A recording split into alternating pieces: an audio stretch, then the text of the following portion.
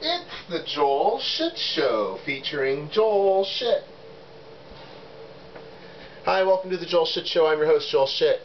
Yesterday, went to the Napa Senior Center, whatever it's called. I looked on Yelp and couldn't find it. That's 3 Yelp references in 3 episodes. And went to the National Association of Retired Federal Employees pancake breakfast. Everyone is welcome to join. It is meant to give members of the National Association of Retired Federal Employees something to do. Third Sunday of every month in Napa, they get together and make pancakes and eggs and ham and coffee and decaf and syrup and sugar-free syrup and butter and imitation butter and Splenda and sugar and sweet and low and stir sticks and spoons and forks and knives and napkins and other keywords. For you, the viewer, $5, all you can eat pancakes and the rest of that stuff too. And all you can drink coffee, I suppose. So I went with my girlfriend and my grandpa. They got to call him number one. They said, "Where were you last month?" And then my grandpa says to the gal, because, I mean, she is a gal, because it's his generation, so she's a gal. I can't talk about my friends and say that the women are women or gals, but he can, because that's what they were. So he says to the gal, "Where were you last month?" And she goes, "I was right here." And I wanted him to say, "Well, I wasn't," but that's modern humor. That's not his style. But he was the topic of conversation, because if you search on Yahoo for Mitsu Bain, you'll find my grandma, and there's an article about her in the Napa Register from a week ago, and it's about her and him a little bit. So everyone was like, "Oh yeah, saw you in the paper, blah blah blah," and he's like, "Oh, did you keep it, or did you already throw it out? Because I'm trying to keep some extras." And they're senior citizens, so they all had great answers like, "Well, I have a system set up for how I get rid of my newspaper, and I do it on every Thursday, but every other Thursday sometimes I don't do it if there weren't very many ads in the Sunday paper, because then the stack's not very high, because you know it's the ads that make the paper bigger, especially on Sundays." But at any rate, so then I decided I would not do it this week, because New Year's Eve, there were no ads in the Sunday paper that weekend, because they don't put ads in the paper on holiday weekends because people don't read the newspaper on holiday weekends. And so then the advertisers don't want to put anything in there, and so then the paper is just smaller. And I wish I could just not get the paper on those days, because there's no coupons in there because it's a holiday. And about the coupons, and why even get the newspaper? So picture 6 variations of that from the 6 different seniors that my grandpa talked to about getting a copy of this article. But the result of most of those conversations ended with, "So I still have last Monday's paper out in the garage. I haven't taken it out to the street yet. Oh, let me tell you about how I take it out to the street. So I want to make sure I get the stack about this high, but if it gets any bigger than this high, I have to have my husband help me because my back, you know, and I don't want to mess up my sciatica. So then I have to have him do it. But if he's watching Matlock, then I have to wait. And then the newspapers sometimes get even higher. And if it gets too high, we have to get that neighbor boy over to do it. But he's always wearing those black T-shirts, and I don't really trust him. But the thing is, I can't wait for my grandson to come do it because he's unemployed, and I don't want to bother him when he's looking for a job.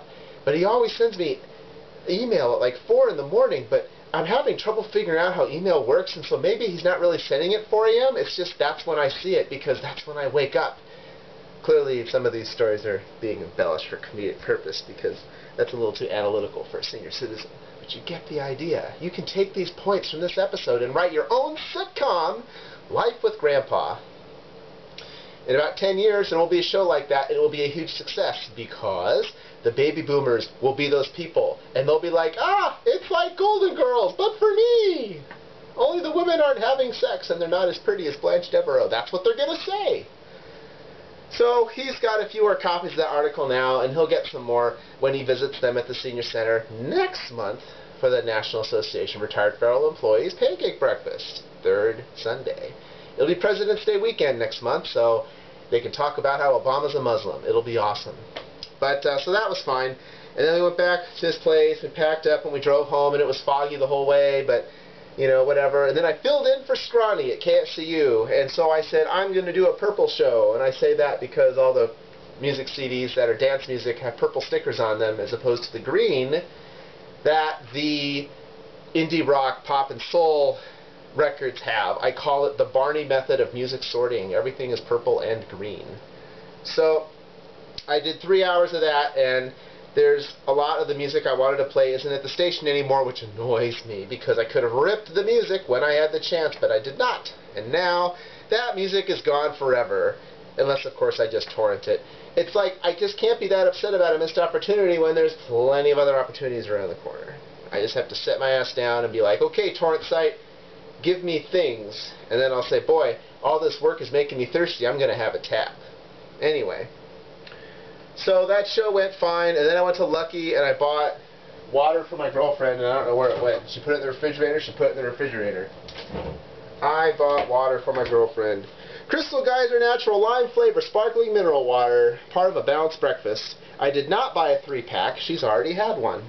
They were on sale, cheaper than the big container, so who can go wrong with that? I also went to CVS and I bought 20 power bars for $20, but I got $5 extra for doing it, so it's like they were 75 cents each. And I bought 11 chocolate, and I bought 9 of this flavor here. Caramel Peanut Fusion. It's got the word fusion in it. It must be good. Best by May 29th, 2011, or May 11th, 2029. You never know these days with all the preservatives in food. But, yeah, not every kind of power bar is on sale, unlike last time, and it's confusing because it's select varieties, so I had to check and make sure, and this guy was looking at me, looking at them, he's like, can I help you? And it's so funny, because at CVS, nobody ever asks if they can help you, because there's nobody ever working out in the streets, right? And I'm like, surprised, I'm like, do I look like a hooligan? I mean, I'm carrying a bag, and I'm putting them into the bag, but you can't think I'm stealing because this is 2011, and now people bring bags into stores all the time. And so I'm standing there stunned when I realize, wait a minute, you're going to have to ask questions anyway. Now you don't have to find somebody. There's a guy right here. So I asked him about the power bars, and he goes to the back, oh, we're all out of that kind, and then these kind aren't on sale, so it's just the ones with the tags. I was like, oh, okay. And he even tested it on the tester thing, so he wasn't just bullshitting me. So I bought those, and then that's probably it. I went home, I watched NFL Primetime, because NFL Primetime with Chris Berman and Tom Jackson, only in the playoffs, woo! Just like the good old days. And Julian Edelman, I didn't even talk about football. Julian Edelman, for the second straight year, did all he could to help the Patriots win, but he cannot do it all. 40-yard punt return, 10-yard run, 10-yard reception. He had another reception that didn't work because there was a false start, and well, Pat Chung turned the game around when he fumbled the direct snap on the fake punt. He was already looking where to run, as everyone has said. Not the toughest analysis to make, but there was nobody on the right side. He had lots of holes. It was totally going to work. And I'm looking at like 4th and 2 at the 37. Why would they punt? This has got to be a fake. And then the snap goes to him. I'm like, oh, it is a oh, oh, fuck. And then the Jets got it. They got a touchdown. See, here's the thing. That early interception, it was like, oh, what the hell was that? But then they missed a 30-yard field goal. You were like, all right, Patriots are going to be fine. But then, nope, just didn't work out that way.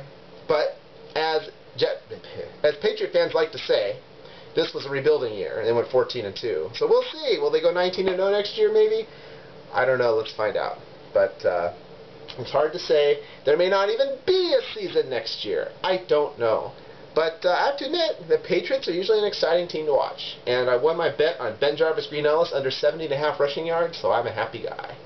This weekend coming up, Packers -3, Pittsburgh -3. I got them -3, -110. Good luck finding those lines now, but at the time I got them sweet-ass lines. So I'm hoping that it works out. That's all the time we have today. Visit us on the web at joelshitshow.com. Email joel@joelshitshow.com.